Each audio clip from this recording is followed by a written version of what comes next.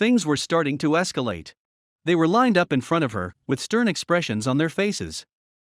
They stood completely still. What started out as intrigue and surprise quickly turned into visible discomfort. However, there was no turning back now.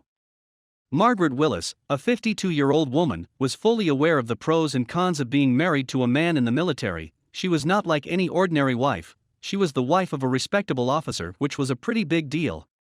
Margaret tried to maintain the respect and poise of an officer's wife at all times. She simply did not know where this distinction ended, which was unfortunate for her. Being married to an officer was not without its privileges. One of the said privileges was that their family was granted the ability to live on the military base. Corporal Thomas West was a non-commissioned officer, but where he lacked rank, he made up with the discipline and drive. Meeting Margaret Willis demonstrated exactly how far he was prepared to go to carry out orders. Things were quite extreme at the Joint Base Elmendorf-Richardson, JBER. The winters were cold and ruthless, lasting up to 6 months, and it was clear that this environment had no place for weakness.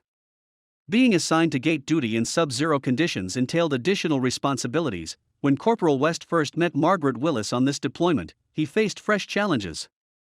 The soldiers who lived in JBER were a close-knit community, and they made Margaret Willis feel like she belonged. She was married to their superior, and she deserved nothing but respect. She married her husband long before the majority of soldiers enlisted in the army, but Corporal West did not agree with her reasoning. He believed that respect should be earned. Corporal West, who had initially been assigned to gate duty in the winter of 2019, stood watch with dignity and obedience. West was a towering figure, standing 6 feet tall and built like a machine. When Margaret arrived at the entrance on his first day, he was taken aback by her demeanor and expectations. West permitted Margaret through because she had an officer sticker on her ostentatious SUV, assuming she was a friend or relative of an officer. That day, the bitter winter was stinging, and West had been guarding the gate all morning. Needless to say, he was not in the mood for theatrics. Instead of continuing on, Margaret came to a halt, rolled down her window, and focused a deadly gaze on West. Having dressed in black, wearing dark glasses, and having a pompous attitude, Margaret demanded to know why she no longer received salutations as a wife of an officer.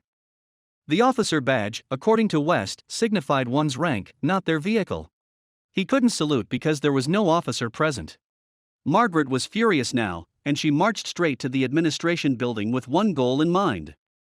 The next day, West and his squad were summoned by the commanders, who informed them that saluting cars with an officer's sticker was now necessary, regardless of whether there's an officer present or not.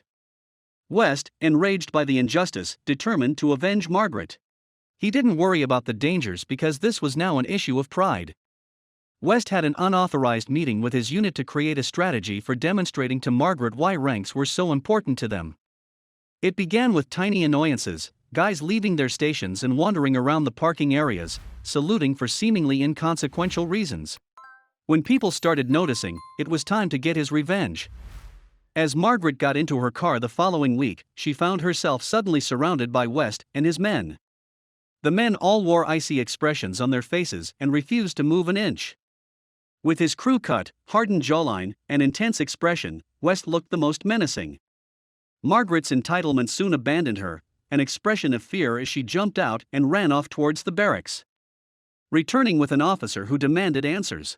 They explained discipline codes stated an officer's salute must be returned before being dropped. They were, therefore, duty-bound to wait for the car sticker to salute them back before they could leave. The look on Margaret Willis's face as the officer at her side struggled to suppress a grin at the men's explanation was priceless.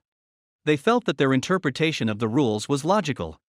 As Colonel Willis approached the lot, his expression was imposing. In full regalia, the men immediately saluted him, and he duly returned it a little stiffly. The entire saga caused quite a stir around the base. Now, the top brass saw sense and sided with Corporal West and his unit. Margaret Willis still resided on the base with her husband. Only these days, she could be spotted driving her own car, a little hatchback as humble as her attitude now. Thank you for watching this fantastic story. Please tap one of the 2 videos on your screen for another amazing Wonder Stories.